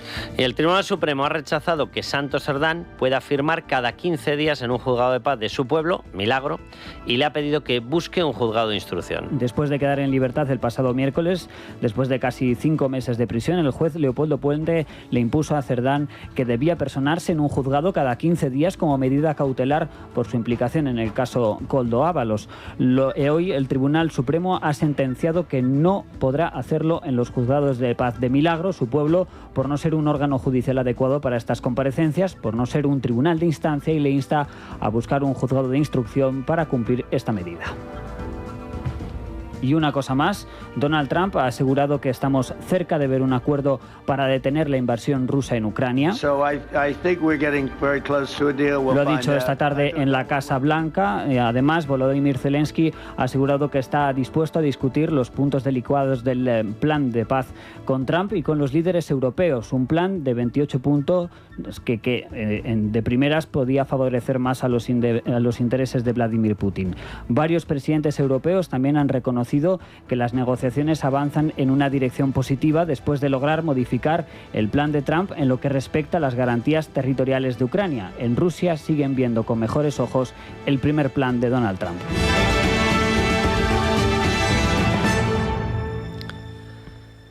Paco de Narváez, que te habíamos dejado esperando. Muchísimas gracias por mantenernos la conversación. Bueno, pues vamos con los detalles, si te parece, Paco. ¿En qué fechas se produjo esa estancia de menores en la sauna Adán? Vale, yo te puedo comentar los 3 años en los cuales yo trabajaba en la revista mensual, que era donde ellos insertaban la publicidad, y yo iba a cobrar a las saunas. Años 2003, 2004 y 2005. Porque en el 2005, lo dejamos porque la revista se fue al garete y, bueno, pues yo ya me fui de allí, aquel negocio con la revista fracasó, ¿no? Mis jefes cerraron el negocio. O sea, en esas fechas, claro que había prostitución de menores. No sé si tenemos tiempo, o si te puede interesar, porque sé que es el tema más importante, sería el mollar de todo esto, que es el tema de menores. Es que yo no solamente comento que he visto menores, sino que yo tuve una experiencia con una persona de ahí de la sauna, que si quieres yo en un minutito te lo cuento, y si no lo has escuchado vais a flipar, como dicen ahora los jóvenes. Yo todos los meses, como te cuento, iba allí, y los primeros meses normalmente siempre me hacían ir a a la parte de la sauna, donde me tenía que ir a los vestuarios, desnudarme, ponerme la toallita y bajar allá a la barra, esperar que vinieran a pagarme, ¿no? Según la recaudación que tuvieran y tal. Y mientras tanto me quedaba allí, pues siempre me atendían, me ofrecían algo para beber y había un chico que ya le noté desde el principio que tenía buena sintonía conmigo, y yo, bueno, pues yo de verdad he sido pues un chico, bueno, cuando era chico, joven, muy dicharachero, y me dice, tuvimos confianza. Y un día me dice este chico, que era colombiano, me dice, Paco, mira, como eres periodista y aparte, bueno, tienes un nombre en la revista y tal, me gustaría hablar contigo de algunas cosas que pasan aquí, pero fuera del local. Digo, oye, cuando quieras. No sé si fue, creo que a 2 meses, porque yo iba todos los meses y nunca me encontraba la misma gente, que también eso también te puedo decir que sí, la mayoría de la gente que trabajaba allí trabajaba en negro, o sea, allí habría, me imagino, una serie de gente que estaría en nómina, pues como para no levantar muchas sospechas, ¿no? Pero la mayoría ibas allí, el encargado cambiaba, etcétera, etcétera. Pero bueno, vamos al tema importante. Este chico, cuando ya le vuelvo a ver, me dice, salgo con él a un bar cercano de la calle San Bernardo y me dice, mira, Paco, es que te quería comentar que yo trabajo aquí. Evidentemente, este chico colombiano ni tenía papeles, ni nada de nada, ni tenía nómina, ni historia, ¿no? Date cuenta, estoy hablando del año 2003-2005. Y me dice, mira, es que también quería comentarte que aquí trabaja en la sauna también mi hermanito. Y al decirme mi hermanito en diminutivo, digo, ¿pero cómo tu hermanito? Porque el chaval tendría, te digo, 22, 23 años, no tendría más. Me dice, sí, mira, es que además, vamos, sacamos bastante dinero porque yo con lo que gano me pagan aquí y con lo que recauda mi hermano, porque es un chico además que está muy cotizado. Y dice, ¿pero cómo? Claro, te vuelves loco en ese momento, ¿no? Pues para no aburrirte y hacértelo más cortito, ese chico, y también voy a utilizar ese lenguaje grueso, pero por la hora me lo vas a permitir, era muy conocido como el niño polla. Ya. Porque era un chico muy joven que tenía 17 años, Carlos, porque me lo dijo su hermano. Tenía 17 años. Yo cuando me lo dijo, y en uno de los pasillos estos infectos de ese prostíbulo, llamémoslo así, hombre, por Dios, porque ahí había instalaciones de sauna, pero la mayoría estaban todas estropeadas y eran una porquería. Allí lo que se conocía era la prostitución. Cuando me lo presentó, que vi al chico, pues es que era un crío, Carlos, no tenía 17 años, y como él, claro que había más, pero es que yo incido en este episodio porque es que lo viví yo, o sea, que hablé con esta gente. Además, este chico, para más datos, que se lo he dicho a todo el mundo, me dijo que además él estaba, entre comillas, el mayor, bastante contento porque podía vigilar con quién se iba su hermanito, y aparte, este chico estaba estudiando, lo que me dijo él, marketing muy cerca de ahí de la sauna, que era en la Plaza del Conde de Valle de Suchil, donde había creo que todavía existe, un prestigioso centro donde, bueno, pues dan esa clase de estudios, ¿no? Claro, ante eso, Carlos, y ya acabo, yo cuando regresé a Barcelona y se lo comenté a mis jefes, digo, mira, yo veo cosas muy raras aquí, y ya le comento el tema, es cuando veo ya que mi jefe, evidentemente conocía a Sabiniano y a la familia y tal, veo que todo cambia y me dice, mira, Paco, tú cuando vayas a Madrid, porque no solamente iba por lo de la sauna de Sabiniano, iba a cobrar otros negocios de otra gente, pero cuando vayas a lo de Sabiniano, tú vas, entregas la revista en el sobre, te dan el dinerito, adiós, muy buenas, y te callas. Además, en un tono muy elevado, casi como te lo estoy diciendo ahora. Sí, sí, sí. Y ya empiezas a averiguar en Barcelona, pues los lazos que tenían también mis jefes con Sabiniano y tal, y bueno, ya empieza aquello, pues imagínate, hasta el año 2005, todo lo que yo pude ver y escuchar mes a mes cuando iba a esa sauna. Porque, y ya termino de verdad, Porque los primeros meses te estaba comentando que bajaba la sauna, las instalaciones como tal, que eran de 3 plantas. Pero ya las últimas veces yo estaba tan incómodo que un día le dije a un encargado, mira, ¿hay alguna otra forma que me dejéis el dinero en algún sitio y tal? Y entonces me dijo que yo vi el cielo abierto. Me dijo, mira, si quieres, normalmente yo iba jueves, viernes, sábado y domingo y regresaba a Barcelona el lunes. Me dijo, mira, si quieres el lunes a primera hora, antes de que te marches, vienes, subes a la oficina y allí te pagan. Y allí fue cuando yo empecé a conocer a Begoña, que me la presentó su padre y me dijo, mira, la chica, y ella era la hija de Xavi. O sea, ella estaba allí. Esto es verídico, Carlos. O sea, ella estaba en la oficina.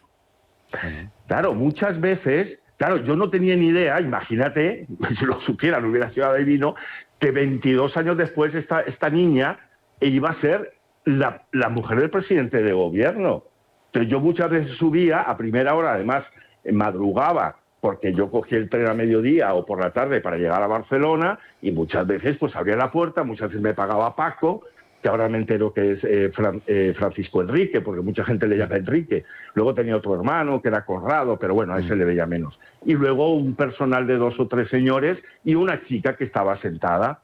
Entonces, muchas veces pues llegaba, hola, que mira, el de mensual, hola, ¿qué tal? Nunca hubo, digamos, un saludo de, hola, Begoña, ¿cómo estás? No, ni para nada. Ella era la chica, yo ni el nombre lo sabía, la chica, la hija de Xavi. Sí, algunos meses oficina... iba y no estaba ella, me pagaba, te digo, Paco, o me pagaba otra persona. Paco, te va a hacer una pregunta Alejandro en Trampas Aguas. Sí, mira, Paco, buenas noches. Hola, Alejandro, encantado. ¿Qué tal, Paco? Encantado. Mira, me gustaría preguntarte, por lo que tú viste cada vez que ibas a la sauna Dan y por lo que tú conoces de las relaciones que tuviste con la familia política del presidente del gobierno, Pedro Sánchez, más o menos podrías estimar cuánto dinero hacía mensualmente este prostíbulo, porque efectivamente era un prostíbulo camuflado como sauna. No tengo ni idea, pero aquello era una caja registradora, porque date cuenta, y además lo vais a entender rápidamente, date cuenta que estaba 24 horas abierta.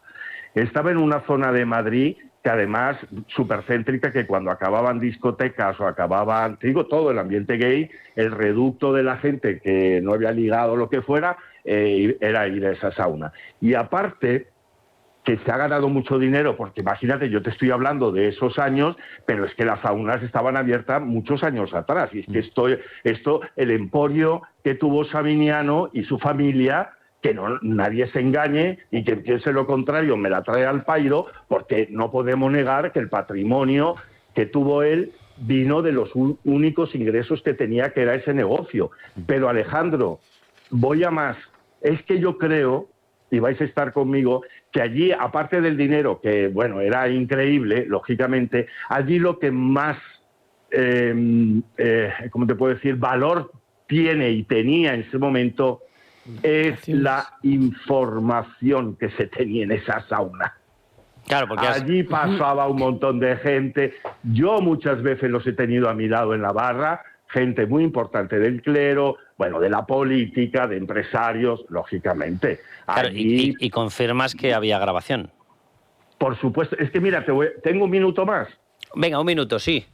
Vale, mira, es que lo de las grabaciones, yo me enteré también de casualidad. Mira, un día que yo estaba allí, de esas veces que estaba en la sauna, a mí realmente, oye, yo tenía 38 años, estaba estupendo y a mí me gustaba un tipo de gente y no la que estaba allí. Pero un día apareció un chaval, te lo voy a hacer rapidito, que era búlgaro, pues nos miramos, mira, pues ya que estamos aquí, lo típico, ¿no?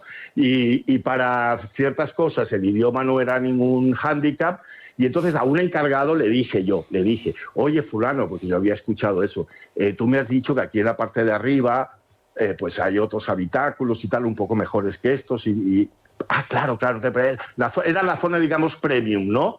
Que era en la parte de arriba, pues yo aquí en estas cabinas de aquí en la sauna no me voy a meter. Rápidamente te lo cuento, yo subí con este chico, estuve en unas habitaciones habitáculos y tal, hicimos lo que tuvimos que hacer, etcétera, etcétera, que por cierto se consumió drogas, que también no lo consiguió él, cuando quieras te lo cuento, y cuando salimos me dice el encargado, bueno, ¿qué tal les pasaste? Todo muy bien, y me dice, oye, a ver si también te han grabado. Y claro, yo lo tomé como broma.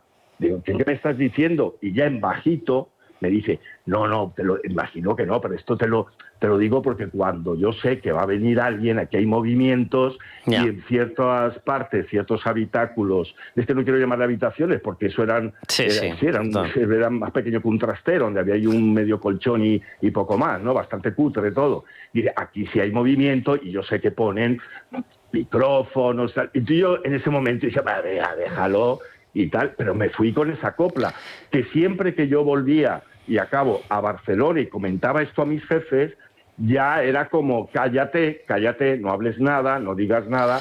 Paco, y yo pues, que aquello era pues el negocio. Que vamos a dejarlo aquí, seguimos en contacto porque es que si no me va a matar Lucía Guadalupe, que la tengo desplazada en las manifestaciones del 25N y le voy a dejar a la pobre 3 minutillos, 4 minutillos. Paco, seguimos en contacto y muchísimas gracias por haber entrado con nosotros. Pero creo que he intentado poner en situación todos estos vértices y ya te digo yo que lo has hecho, Paco.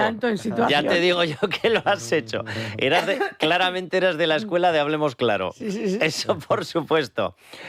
Un abrazo, Paco. A toda la audiencia, Alejandro, un placer también haberte conocido, aunque sea ahora. Espero que nos podamos ver pronto, personalmente. Un abrazo, Paco. Bueno, pues vamos con Lucía Guadalupe porque si no me va a matar. Lucía, ¿cómo estás? Buenas noches, Carlos. Lucía, haznos esa crónica, 25N, Día contra la Violencia Internacional de la Eliminación de la Violencia contra la Mujer. ¿Qué ha ocurrido? ¿Qué reportaje tienes? ¿Qué te han dicho? Pues aquí en Madrid, Carlos, hemos podido ver a un movimiento feminista más fragmentado que nunca, pero también desgastado y con una afluencia cada vez menor, lo comentaban las manifestantes. Incluso alguna se atrevía a hablar de pinchazo.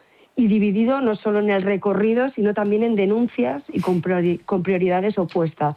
Ha habido 2 manifestaciones prácticamente a la misma hora y de forma paralela visualmente. A las 6:30 de la tarde ha convocado el Foro de Madrid y el Movimiento Feminista de Madrid desde Alcalá con Gran Vía hacia Plaza España. Costaba contabilizar en las personas, delegación de gobierno a esta hora cifran 2.000 personas las que han acudido a la convocatoria y se esperaban en torno a 5.000 por parte de las organizaciones, para que os hagáis una idea. Con que ya quedarnos en 2.000, ni te cuento. Y media hora después, justo, Comisión 8M, y encabezaba su propia movilización entre Atocha y la Plaza Jacinto Benavente. Las primeras, las del Movimiento Feminista de Madrid, son las llamadas históricas, ¿no?, que fueron más críticas con Irene Montero y sus políticas, son abolicionistas y centran su protesta ahora mismo en el abandono institucional, y las de la Comisión 8M, para seguir ubicando al oyente por si no se acuerda, apoyan la ley trans y defienden la regulación de la prostitución. Esas son las principales brechas, porque es que estamos hablando de que es el día de la eliminación de la violencia contra la mujer, no es el 8 de marzo. Ni siquiera este objetivo ha conseguido unir, que es precisamente lo que denunciaba Marta Cardava, portavoz del Movimiento Feminista de Madrid, a los micrófonos de la noche de Cuesta. Se está perdiendo el foco, ha dicho. La manifestación en la que estamos ahora la convoca el foro desde el año 97. Es decir, que habría que preguntarle a las feministas que han decidido que era bueno hacer otra manifestación el por qué. No estamos hablando del 8 de marzo, que hay un montón de ejes. Estamos hablando de la violencia machista. Uno de los lemas del Movimiento Feminista de Madrid es el de la pasividad institucional. Se critica la ineficacia de las ayudas económicas a las víctimas. También piden recursos y personal para los juzgados de violencia de género. Y también ha salido la polémica de estos días por los fallos en los sistemas de protección, como ha pasado con las pulseras antimaltrato. Son fallos graves, nos dicen. De hecho, leíamos en alguna pancarta: las esposas son las únicas pulseras que no fallan. No es suficiente solo con decir que en el fallo de las pulseras no ha habido ningún resultado de mujer asesinada, pero contribuye a la inseguridad. Entonces, hay que analizar desde el contrato hasta cómo se está prestando el servicio. Y un fallo gordo, un fallo gordísimo, y espero que lo solucionen. Y lo importante es que pongan los medios. Hay que estar mucho más atento a ese tema, porque corren bastante peligro. Un fallo gordo que la ministra desde el primer momento no lo reconociera, que además dijera que no pasaba nada. Sí pasaba. Decir que la ministra de Igualdad, Ana Redondo, ha acudido a las 2 marchas en Madrid, mientras que las ministras Elma Saez e Isabel Rodríguez han ido a la del Movimiento Feminista de Madrid, igual que el diputado del Partido Popular, Jaime de los Santos, que ha criticado la utilización política de las mujeres por parte del Gobierno, a quien responsabiliza directamente de la división dentro del feminismo. Y como hemos dicho, Sumar y Podemos, en cambio, se han dejado ver en la de la Comisión 8M, pero no consta que haya ido Yolanda Díaz.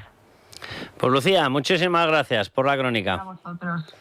Buena pinchazo, ¿no? Pinchazo, bueno, de hecho así titulan algunos medios hasta ahora. Por ejemplo, ahora mismo estaba haciendo un rápido repaso que Diario titula literalmente así: histórico pinchazo de la izquierda feminista, ni 1000 personas en las manifestaciones del 25 en Madrid. Porque bueno, Lucía nos daba las cifras de delegación de gobierno, pero bueno, ya sabemos que entre eso y luego la realidad siempre hay diferencia. Bueno, pues nos vamos a ir con Ricardo para que nos dé un consejo con Legalitas. Vamos a ir a publicidad, volvemos y les doy simplemente un titular. ¿Se acuerdan? Pedro Sánchez, vamos como una moto, la economía, estamos cumpliendo el sueño español, mejor que nunca, el cohete económico, bien, datos totalmente consensuados, totalmente auspiciados, oficiales. Desde 2004, somos en acumulado el país que más poder adquisitivo ha perdido de toda la Unión Europea. Vaya pedazo de cohete, señor Sánchez. Este Black Friday di no a renunciar a tus derechos. Di no a ese pedido que te llegó roto. Di no a que pasen de tus reclamaciones. Llama a Legalitas y ellos te ayudan. Porque cuando tienes una suscripción a un servicio de abogados que puedes usar tantas veces como quieras, tienes la libertad de decir que no. Y este Black Friday a un precio inconformista. Aprovéchalo. Legalitas, no te conforme. Llama al 900 100 665 y además por ser oyente de Es Radio tienes un mes gratis. 900 100 665.